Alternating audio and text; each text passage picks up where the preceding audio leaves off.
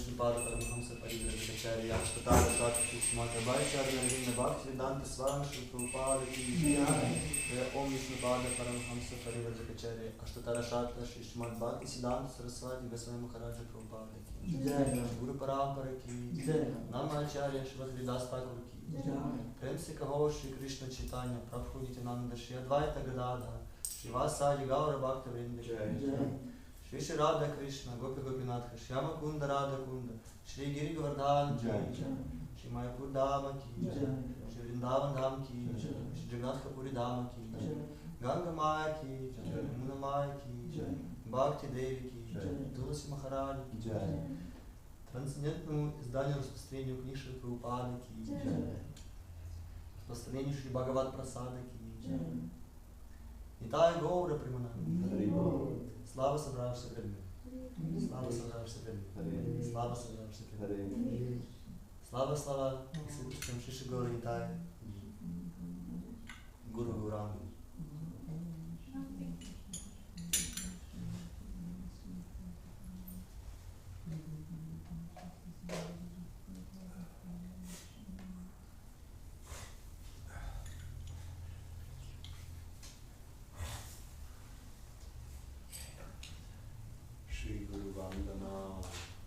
The lotus feet of our spiritual master are the only way by which we can obtain pure devotional service.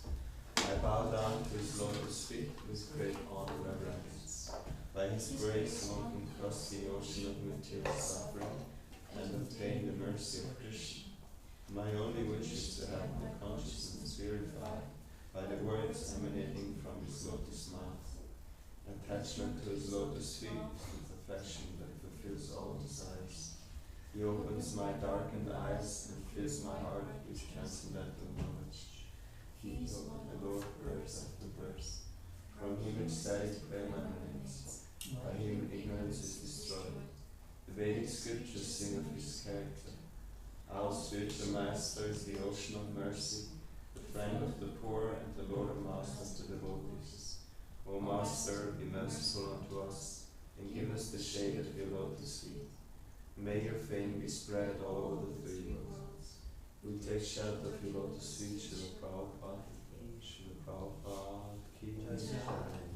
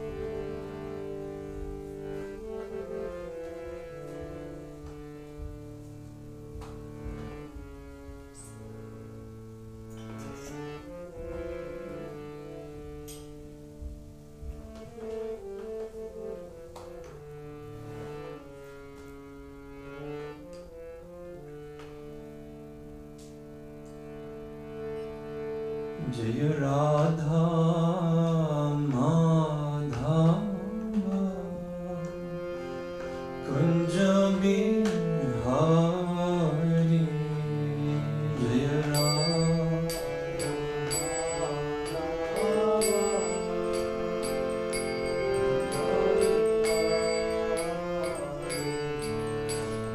Radha Madhava Kunja Bihari Jaya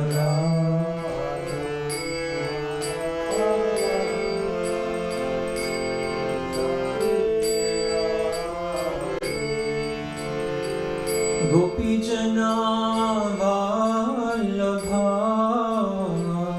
Girivaradhari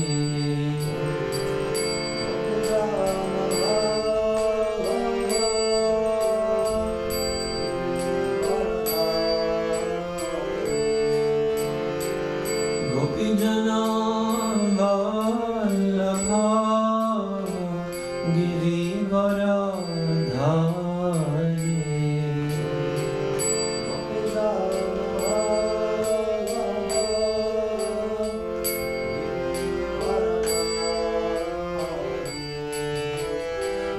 Yashoda Nandana Braja Jana Ranjana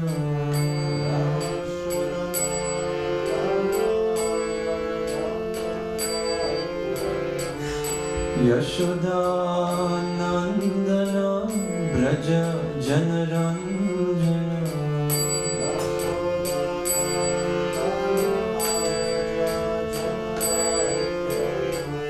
Yamuna Tiravana Chari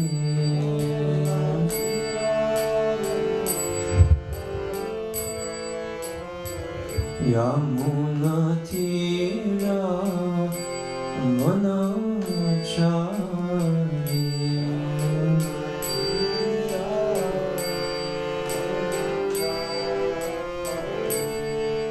Jaya Radha Madhava Kunja Bihari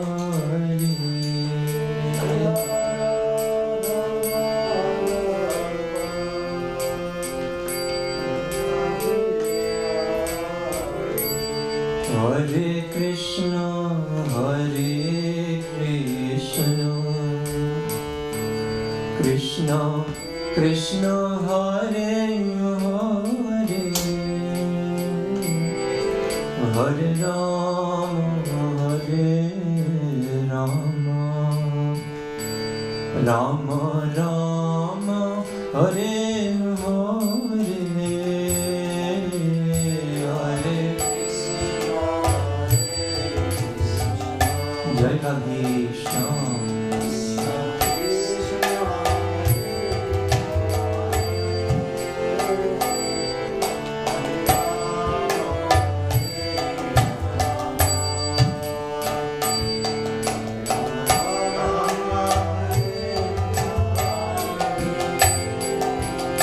Hare Krishna Krishna Krishna Hare Hare Hare Rama Rama Rama Hare Hare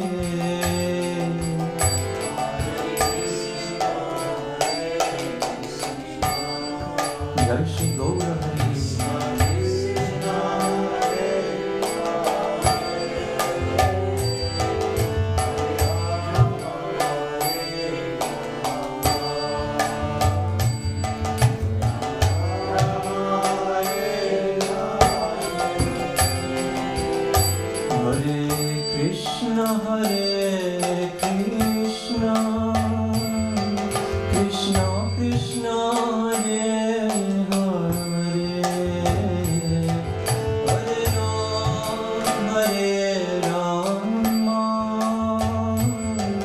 Rama Rama Hare Hare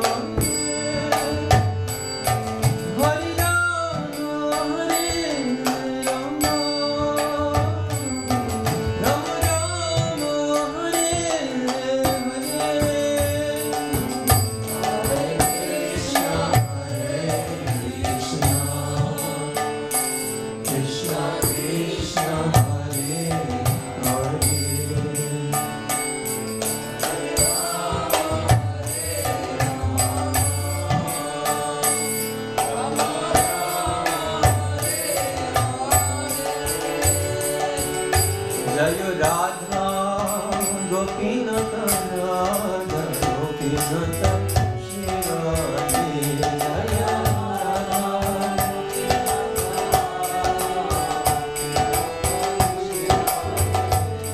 Jaya Jagannath Jaya Jagannath Jaya Baladev Jaya Subhadra Jaya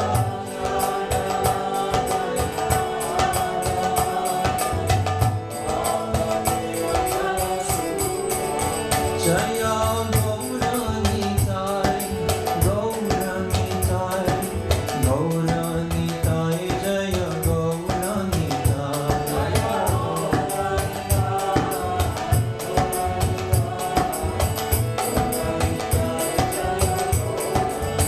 Jaya Prabhupada, Jaya Prabhupada.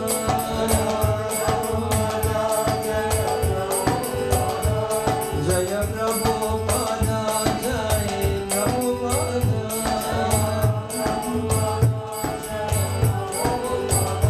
Jaya Prabhupada, Jaya Prabhupada, Jaya Prabhupada, Srila Prabhupada.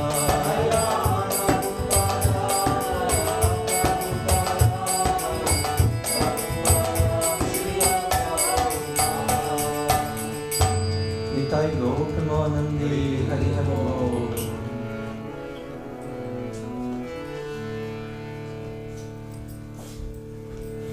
Om Namo Bhagavate Vasudevaya.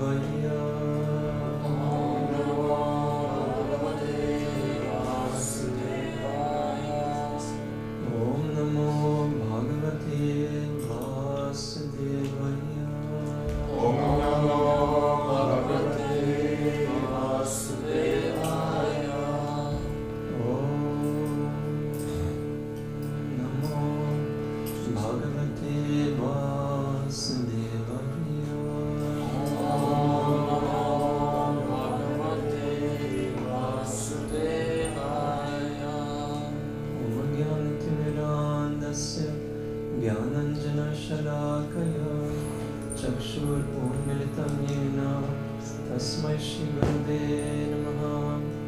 Mukam Karoti Vachalam Angam Langayate Girim Yat Kripatamaham Vande Shri Gurum Dinatarinam.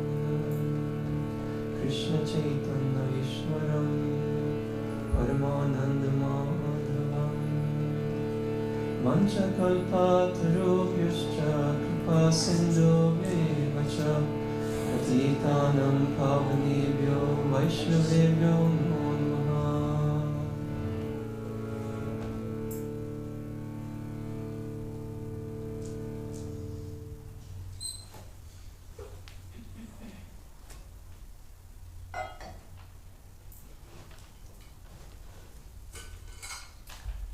Maybe we could use that as a stand for the computer. It's more practical. Thank you so much.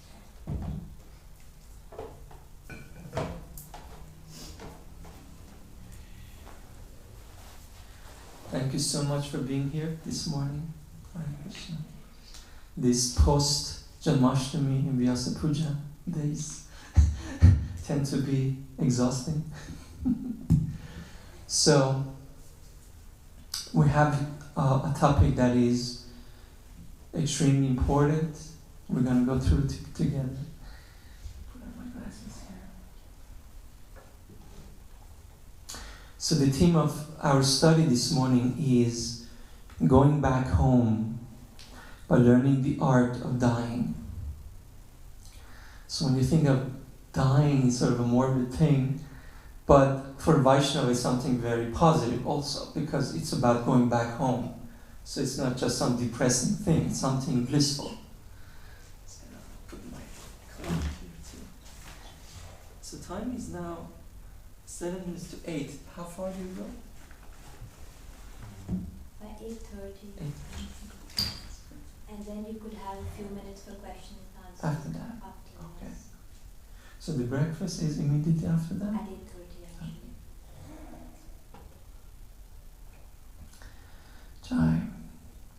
So,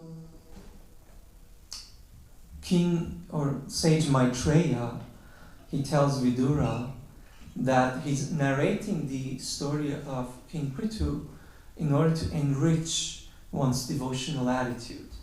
So this is very interesting. He says, whoever takes advantage goes back home, back to God. And he says, whoever with great reverence and adoration reads, chants, describes the history of Maharaj Prithu's activities will certainly increase faith and attraction for the lotus feet of the Lord. So this is very interesting. Who needs more faith and attraction? Raise your hand. So 11 chapters in the 4th canto is about Prithu Maharaj, and now we are in the final chapter where Prithu Maharaj attains the Lord. So I would like to invite you to articulate a question that pushes the boundary of your understanding and application with respect to today's topic. Because Srila Prabhupada, he said in one lecture in 75, be engaged always in reading Srimad Bhagavatam, discussing among yourself, then you make progress. You should take it with the consciousness that we have to learn something, not simply attending the class, but to learn something. In this way, make your life successful. So of course the purpose of ISKCON is an educational institute, and it is meant to be done in a systematic and methodical manner. So let's take a minute or two.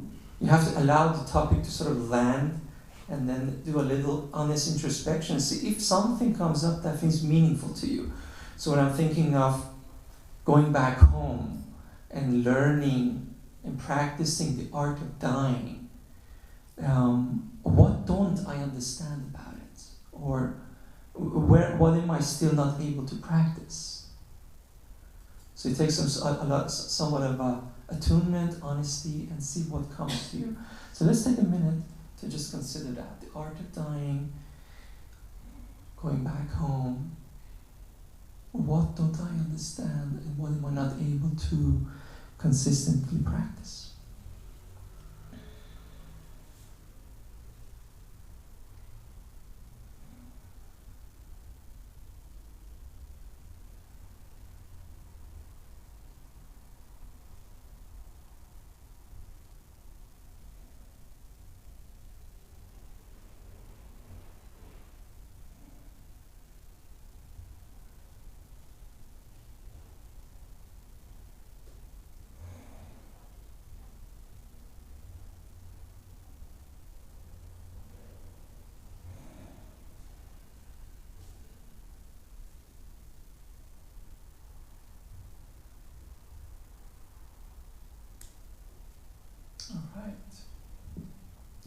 Did everybody find something? Or you need more thinking? You have something? Do you have something? Something? Ratna-Bhusana Prabhu, you found something? Yeah. What is your name, Prabhu? Chinmaya Krishna Prasad. Chinmaya Krishna Prasad. Wow. What a beautiful name. Did you find some reflection? Good. And you, Prabhu? What is your name? Johannes. What's the one? Johannes. Johannes. Yeah. You found some question? Question for practice. Question. With the topic of dying. Of dying, So still die Frage stellen. Ach so. Yeah. We'll come back to your questions in the Q&A if it isn't answered during the class. So remember your question. You also had the question, Prabhu? Difficult with language, right? Right. Wow, so you're still attending. Glories to you. Yes. So let's come to the verse. Today's verse is text 13, chapter 23, canto 4. Maharaj Prithu is going back home. Please repeat. Evam savira pravara. Evam savira pravara. Evam savira pravara. Evam savira pravara. Samyojat manamatmani. Samyojat manamatmani. Samyojatmanamatmani Samyojatmanamatmani Brahma Bhuto Didham Kale Brahma Bhuto Dridam Kale Brahma Bhuto Dridham Kale Brahma Bhuto Dridam Kale Tatyajasvam Kalevaram Tatyajasvam Kalevaram Tatyajasvam Kalevaram Tatyajasvam Kalevaram Evam Savira Pravara Evam Savira Pravara Samyojatmanamatmani Samyojatmanamatmani Brahma Bhuta Dridham Kale Brahma Bhuto Dridam Kale Tatyajasvam Kalevaram Tatyajasvam Kalevaram Evam Savira Pravaraha Evam Savira Pravara Samyojatmanamatmani Samyojatmanamatmani Brahma Bhuto Dridam Kale Brahma Bhuta Dridham Kale Tatyajasvam Kalevaram Tatyajasvam Kalevaram Evam Savira Pravaraha Evam Savira Pravara Samyojatmanamatmani Samyojatmanamatmani Brahma Bhuto Dridam Kale Brahma Bhuta Dridham Kale Tatyajasvam Kalevaram Tatyajasvam Kalevaram Vaishnavis Evam Savira Pravaraha Evam Savira Pravara Samyojatmanamatmani Samyojatmanamatmani Brahma Bhuto Dridam Kale Brahma Bhuta Dridham Kale Tatyajasvam Kalevaram Tatyajasvam Kalevaram.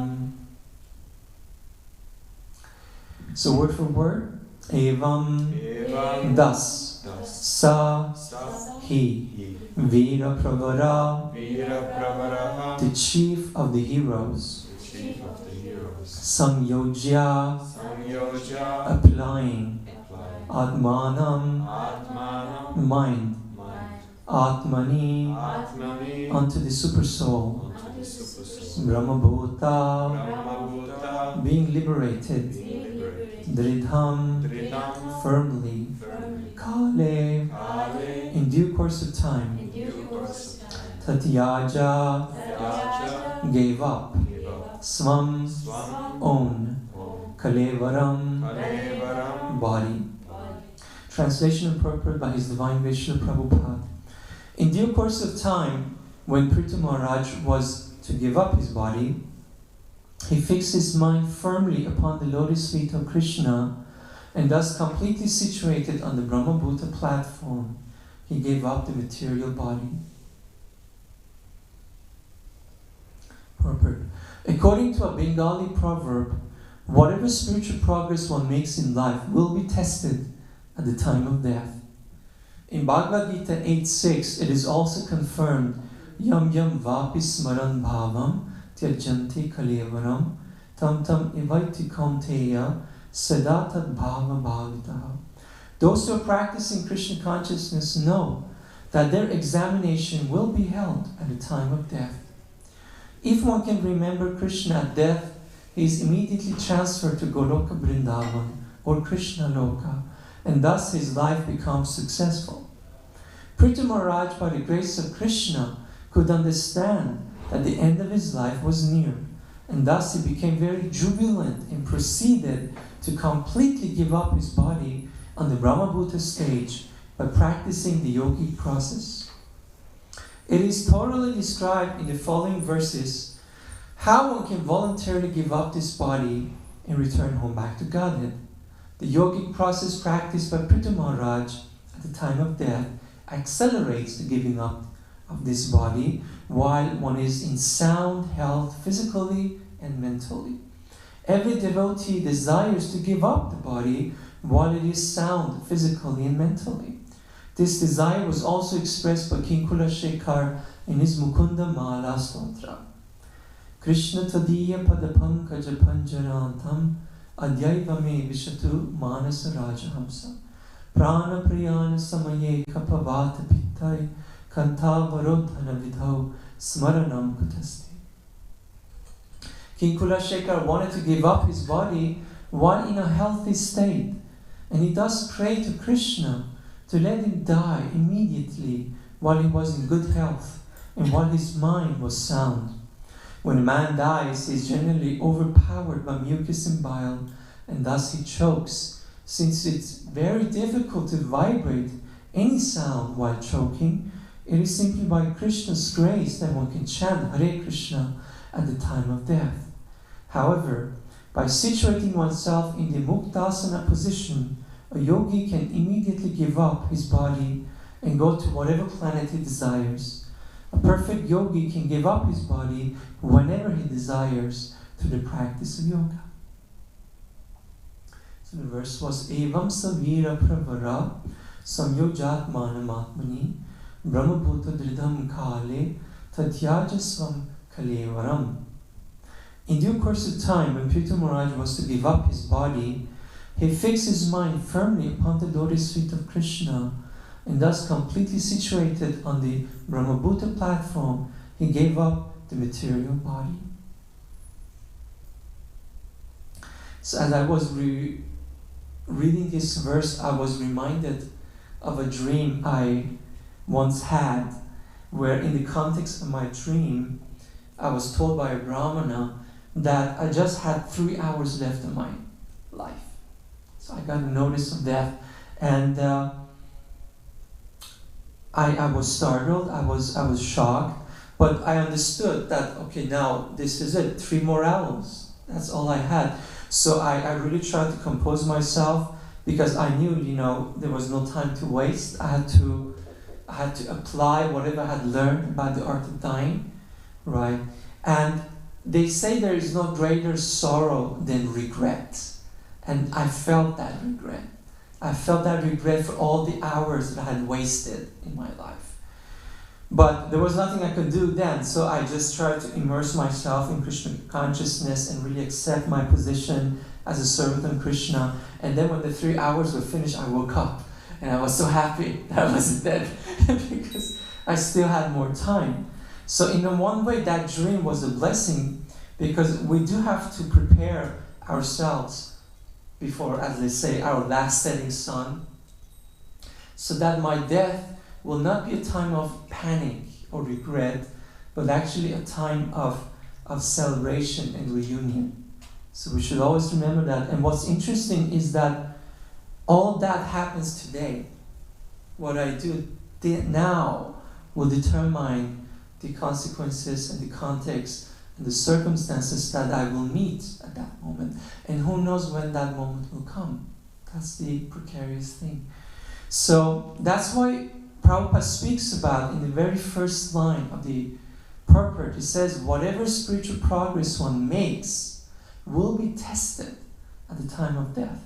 And he says those who are practicing Krishna consciousness know that their examination will be held at the time of death. So this is typically Srila Prabhupada, who always warned us against show bottle spiritualism. Prabhupada spoke about that. Show bottles they put at the pharmacies. There's no real medicine in it. It's just as a demonstration. So he said that, that shouldn't be the way that I'm approaching Krishna consciousness. That it looks Krishna conscious, but it doesn't contain Krishna consciousness. Another thing Prabhupada had another way of calling it was rubber stamping, a Vaishnava. He has a Das or a Devidasi. I remember there was one lady who was so eager to be initiated by Smrita Krishna Swami, and she was like, I want a spiritual name, but it's not really about the spiritual name, although it's an important point of spiritual initiation, like really starting to shift my identity from my karmic identity, right? So it helps. But it's ultimately not just about a name, because even that name you'll have to leave. I remember when Bhakti Tirtha Maharaj was in the process of leaving, he was sort of disidentifying himself from his role, and he also he said I was leaving even his name Bhakti Tirtha, because that's not his spiritual eternal name, right? So Srila Prabhupada, he instructed us, that spiritual advancement should be judged by the result. He had this expression, palena parichiyate. So it's interesting how he writes that when Prithu Maharaj got the notice, he became very jubilant and proceeded to completely give up his body. How many of us will have that experience? To become jubilant? Because he was ready. Bhakti Tirtha Maharaj also used to say that if I have actually prepared for the test, then when the test comes, it's almost like an opportunity for myself to prove myself, to what do you call that, to sort of upgrade, to go to the next level, to go to take the next class, like that. So Srila Vishwanath Chakravarti Thakur, commenting on this verse, he writes, Prithu Maharaj, seeing that one of the siddhis, namely dying at will, there's so many mystic powers, and one of them you can decide your own death, the moment of it, time of it. So it is described in the earlier verses that because Prithu Maharaj had perfected bhakti, all the mystic powers came to him. So one of those was, dying at will. So usually we understand the Vaishnavas, they don't get involved with mystic powers, but here, Prithu Maharaj sort of welcomed and used this mystic power, dying at will. Why do you think he did that? He could just sort of neglect that and allow his natural death to occur, but why did he use that to live his body consciously? Why do you think he did that?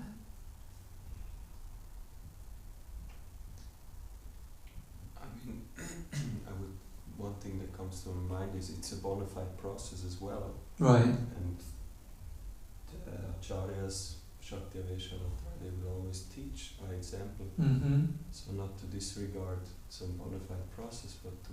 And Right, at that right. time, that was the process. Interesting reflection, Prabhu. The previous verses were saying that, actually just the verse before, that, when he perfected and realized the super soul, he left all other processes. That's the thing, when you attain the desired abhideya and prayojana, you don't have to hold on to the stepping stone. So it's a very interesting reflection, but according to his situation, he didn't have to. He just needed to embody the best. So actually Vishwanath describes, and he says, because he was so eager, impatient to go, So he says, seeing that one of the siddhis dying at will had arrived, Prithu developed a desire to accept it, since he desired to go quickly to the side of the Lord. And he writes his consciousness. So this is Prithu Maharaj thinking, giving up the body, becoming a pure spiritual form, immediately let me go to Vaikuntha and serve the feet of the Lord. So there was great eagerness. It's tremendous. That's really sort of as I'm reading this, I really feel like I really want to be in that place when the time comes, that I will not feel regret and panic, but really just, let's go. I can't wait. So, but the problem is that we are emotionally in denial about the reality of our impending death. So not only we're not really eager to return, we're not even consciously recognizing that it's going to happen. It's a big problem, right? So they say that honesty is the first element of humility. So if I'm going to sort of really approach this as a Vaishnava, I really need to bring sincerity to recognizing the test of death, because Ravina Sarupa was saying that there are two different ways of dealing with the death problem. One is a path of humility, the other is a path of pride. So guess what? The whole world, mainstream society, is a path of pride because it is based on denial of death. There was even a book written about it, that the whole material civilization is just an outgrowth of the denial of death. And that comes from pride, because if I recognize with humility that I just got a couple of years, and then I'm gone. My name will be forgotten, everything I did will be forgotten, everything will be lost in the abyss of time. So what's the point of building an empire or some reputation or, the small things really come into context like that. So we want to cultivate the path of humility, and it begins with developing sincerity. So I would like to share with you something that we discussed during Lord Balaram's appearance day, because how many here are familiar with Thakur Bhaktivinoda's analysis of the demons in Vrindavan that were killed by Krishna Balaram in terms of the different anarthas that a Vaishnava need to encounter? How many have heard this concept before? You heard it, right? It's interesting. So, but what was intriguing is that Thakur Bhaktivinoda writes, he makes a distinction between the demons Krishna killed and demons Balaram killed. And he says, the devotee must personally work to drive out the anarthas represented by the demons killed by Lord Balaram. This is a mystery of Braja Bhajan. Interesting, right? So the demons that Krishna killed, only Krishna can remove from my heart. You just have to cry and you get really sincere about it and read those chapters. But when it comes to the demons that were represented by those who were killed by Lord Balaram, this is my responsibility. This is what I have to do. So this is really interesting because Thakur Bhaktivinoda, he's such a great acharya that he has some really deep insights into the art of bhajan. So, for example, he had also commented in Harinam Chintamani that all the other offenses come from one offense. Who knows what that one offense is? Anybody knows this secret? When he discusses a 10, and he says, actually all this come from this offense. If you can deal with this, you can deal with the other one. Inattentiveness. Pramada. Right? So you can really see how all the other offenses in the cultivation of the holy name is really expression of not being conscious of Krishna's presence. For example, if I'm conscious of Krishna's presence in your heart, I will be mindful and respectful toward you, right? I won't be just, disrespectful just based on, external manifestations of our karmic, reality. I'm even if there is conflict in a relationship or community, a Vaishnava deals with that conflict in the context of being aware of Krishna's presence here and now. It really changes things. If Prabhupada is standing beside you, Krishna is standing beside you, you have a conversation with a devotee versus the opposite, You think it's just me and him, or rather my ego versus his ego. It's a tremendous difference. Jai Shri Shri Jagannath Baladev Subhadra Maharani Shri Gauratai. So, the demon that is relevant for our studies here, we're talking about sincerity and recognizing the reality of death, is Pralambasura. Pralambasura, he represented deceit or falsity, seeking profit, adoration, distinction in the guise of a devotee. So does that make sense? He actually, even in the Lila, he presented himself as a cowherd boy. Is that correct? Do you remember? He came as a cowherd boy. And so there was, a competition between Balaram's and Krishna's side, and then the group that was defeated was supposed to carry the other group on their shoulders. That was the game. And Lord Balaram's side they were the winners. Yeah. So this coward boy demon had to carry Lord Balaram, and he started carrying him away. And then Lord Balaram like, what's happening here? And he made himself so heavy that Pralambasura had to give up his deceit, and he became his full manifestation. And it was just one fist, and it was finished. His head got cracked. So Pralambasura manifests this like desire for profit, adoration, distinction. Now everybody has that in their hearts, right? Even someone who takes up Krishna consciousness. But the point is seeking that in the guise of a devotee, right? So it's a quality of sincerity that we have to develop, because sincerity is the absence of pretense and deceit. So when pretense means you fake a quality, and deceit means you hide a quality. Why? So I put on something that is not genuinely there, and I hide something that is there in order to exploit for my own benefit. That's what falsity means. So in order for Krishna consciousness to really work in my consciousness, I have to bring sincerity to my motivation. That even though there might be some attachment, I should not deliberately seek them by indulging in concealment like that. So interesting is that the point of the Hare Krishna movement, the Bhakti Yoga process, is really about preparing for eternity. That's what Prabhupada said here. But there is very real danger of losing focus. I think that we should be very mindful of. That even though I've joined the Bhakti movement, the tendency is that this anartha of Pralambasura will get me distracted from what I'm really here to do. So I would like to just touch upon 5 manifestations of this lack of sincerity, which I call spiritual materialism. Right?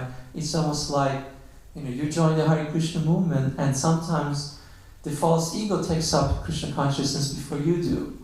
And of course, because it is a false ego, it does it in a way that is not completely sincere and authentic. So we're bringing this up not as a way of clubbing ourselves over the head, but as a way of bringing awareness, to be able to laugh about it and recognize it and go beyond it to develop deeper sincerity. So does that make sense? Everybody's on the same page? We know what we're doing here? We spoke about there's a test, death will come, you have to recognize it, and you have to get sincere, get real. So for that sincerity, you have to give up all the falsities. And the falsities are many forms, but we're going to talk about a couple of those. So the first form I call spiritualized ego, and this is where I start to imitate what I think a sadhu sounds and looks like. Right? So everybody has some sort of archetype of what a sadhu means. And of course, because it's the ego who is doing it, it's not really about the internal reality of a sadhu, but I'm all preoccupied about how to dress, how to talk, acting mindfully, detached, and trying too hard to be a sadhu, but there remains something unreal about it all because it is imitation spirituality and not really as a matter of genuine and authentic development of spiritual realization. So often it is too much focus on the externals. Like I remember when we were in Vrindavan, sannyasi who will remain unnamed, he was like making a whole case about, Vaishnavism means dal and chapatis, anybody who honors like a pizza or lasagna is in Maya. No, not necessarily. If that's been very genuinely offered, and you can honor, like Bhakti Tirtha Maharaj loved his pizza, and he was one of the greatest devotees who've ever been in ISKCON.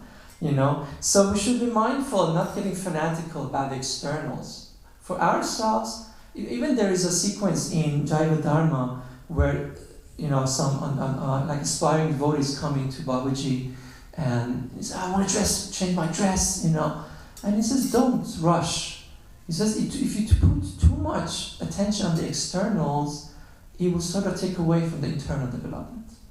He said you can change the dress anytime. Just focus on developing the inner qualities of Vaishnava. So no, the dress, it's also a very great facility. It's just one example we're talking about. But it is good to be mindful of how much am I sort of acting and how much am I putting the focus on actually developing the humility and the Krishna consciousness, right? So that's spiritualized ego. The other form of spiritual materialism I call disembodied knowledge. You see, there is a difference between accessing a spiritual realization and then integrating that knowledge into your daily life, right? So sometimes as a devotee, we might get tempted by telling everybody about our realization instead of like humbly, quietly living them, right? So often we have so much more theoretical realization than something that we actually, just like if somebody gets attracted to another person, let's say, falling in love as they call it, there's a big difference between falling in love and like really becoming fit for dealing with the real challenges of a grihastha ashram, like responsibility, commitment, loyalty. There's a difference. Everybody understands. People say they make more preparation for a wedding than for a marriage. So there's something to be said about that. So another form of lack of sincerity is if my knowledge remains too long and too much a theory. It doesn't get embodied. That's the second form of spiritual materialism. I see time is running, so I'm not going to go too much into detail onto the other forms of spiritual materialism. Let's leave that for now.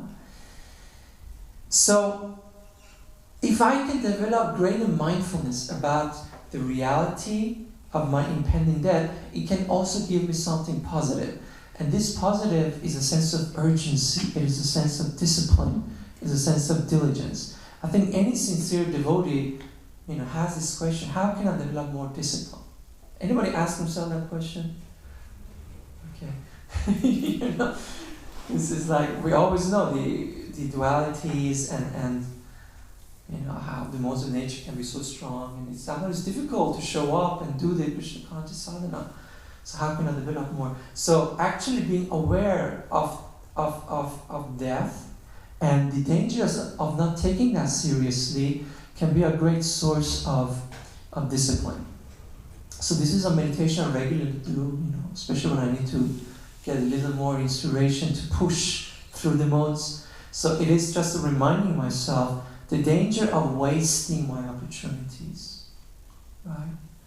That you have this life, you have these years, you have this health, right? If I don't take it seriously and death comes, and I have wasted an opportunity, right?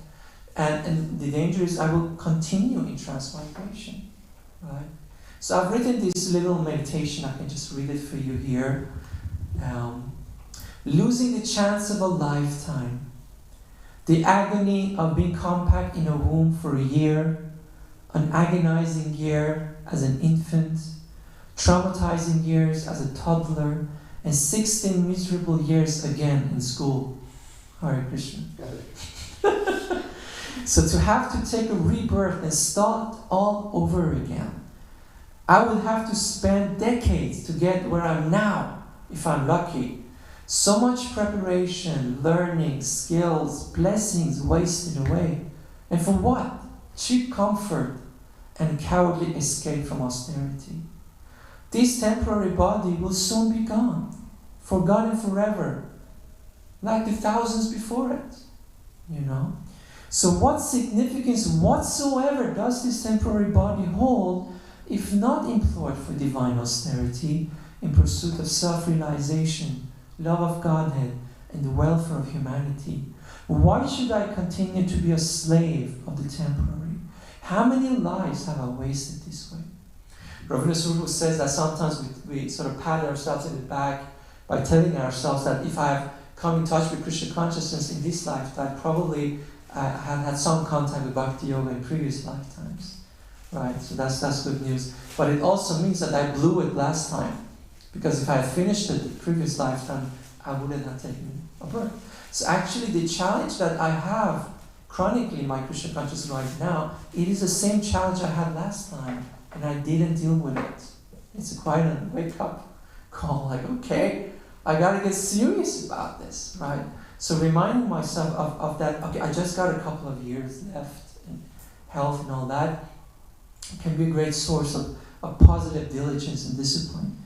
So, otherwise there will be spiritual mediocrity and regret. We don't want to go there.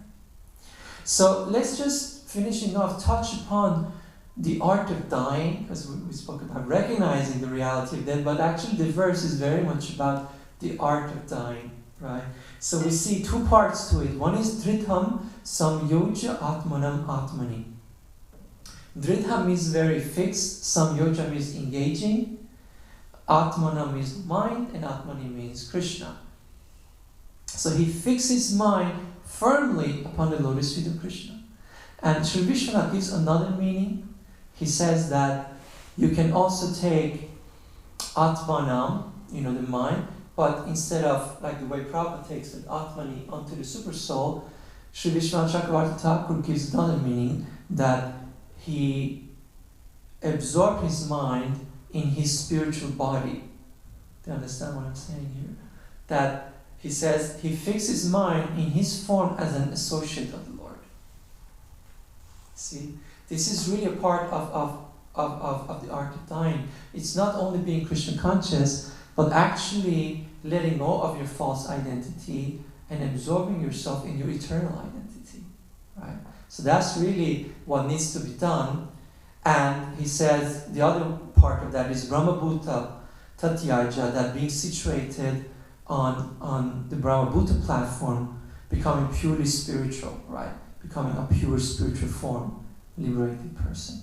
So this is very interesting because the word Dridham really gives us one important lesson when it comes to art of dying. Who remember what Dridha meant? Remember Dridha? Fixed, dominant, steady. Exactly, like very firm. So when we talk about the art of dying, it cannot be like some sort of a inattentiveness. At that time, you got to be firm in your Krishna consciousness and firm in your spiritual identity, right? So that's why, like Ashtanga Yoga, for example, talks about different levels of attention. That pratyahara, that you withdraw your attention from external preoccupation, and then dharana, you start to practice attention, concentrating like on Krishna or your spiritual form, but it is not steady end. When we're practicing dharana, it's sort of like moments of attention. You know, you're trying to practice it. It goes away and you practice again. And then when you have breakthrough, we call it dhyana. Dhyana is absorption, like uninterrupted attention. And then what is the highest form of meditation? Anybody remembers? Is samadhi? I just told you. Samadhi. Well, okay, next question. What is the difference between the previous stage, the dhyana, and samadhi? Because you're already so absorbed in dhyana. So what is the difference between samadhi and dhyana? Anybody knows? Then the meditation is the reality, like there is no difference. Like in dhyana you still meditate. Right. In samadhi you're just there. Right. Wonderful. Applause. Very good. Exactly. So the idea is that when you're absorbed, like the previous level, you're still conscious of yourself. I am meditating on this object. But samadhi is such absolute absorption that you even forget yourself. It's just the beloved, it's just Krishna. You're not even aware of your environment. I think in Mahabharata there was this instance where Dronacharya was inviting his students to take mark, and he was saying, what do you see? You know, and people were saying, I see the trees, I see and then when he asked Arjuna, I just see the eye. So release the arrow. So samadhi is really like that. So this is what we are really challenged to in Krishna consciousness. And if we don't practice it at the time of death, we won't be able to suddenly be transcendental. So in our japa, we really have to elevate our, abhyasa practice from withdrawing our attention from every distraction, practicing attentiveness, so that we come to absorption, and then by the grace of the Holy Name, entering samadhi, that just forgetting about even ourselves. So in the process of doing that, there's so many obstacles. And I think it's also valuable to mention the other part of it, the Atmanam Atmani, the absorption in Krishna, or absorption in my spiritual form. That is the other variable. One is the intensity of your absorption. The other is how specific is your realization of Krishna and of your spiritual form. Like Ayurveda Prabhu would always say, the result is really dependent on how specific you are about your sankalpa. When you do kirtan, you have to start at least generally that I'm an eternal servant of Krishna, Krishna is my eternal master. But then that needs to gradually be more refined, to that, okay, Krishna is my friend, and I'm his, so it gets more and more specific. That's also something I need to cultivate in my Krishna consciousness. If I don't do it, then the time of death will come, and I'm inattentive, and I don't have a clue about Krishna and about myself. And then what's the danger of that? Let's finish with that reflection. What's the danger of me skipping the practice, and then death comes? There you go. What will happen if I don't have the dridha, the intensity, fixedness of attention, and the Atman is specificity of realization of Krishna and my own spiritual form. What are the dangers, do you think?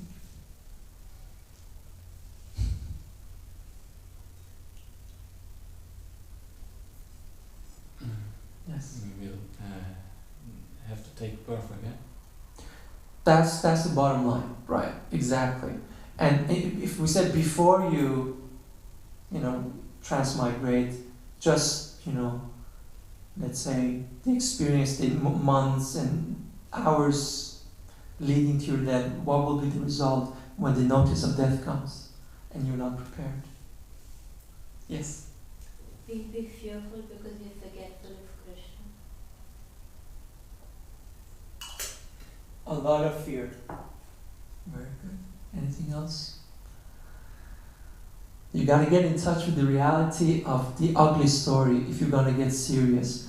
As long as it's like theoretically abstract about other people, it doesn't touch me. But if I really, I can get real about it, Like, okay, if I would tomorrow get the notice of death, what would happen? One more reflection before we finish. Any reflection comes to you? Danger, nothing. Can you just, the question was exactly, if I'm not fixed. Right, so we spoke when the art of dying has these two essential variables. One is like the intensity of my absorption, and the other is how specific is my realization of Krishna and my own Swarupa. Right. So if I don't have no realization and I have no absorption and death comes, what will be my experience? Maybe then there must be some identification then, and with that the attachments from it will show up. Exactly. I won't be able to separate myself from the material identity that I have. You were going to add something? Yes, I was thinking that then we also struck with with this illusion that this is it, that we would think, okay, everything's over for me because Right. we don't have a meditation of what's next. So we cannot be happy like Prithvi Maharaj was, eager. You would just be panic. And another thing I'm going to share with you, I've realized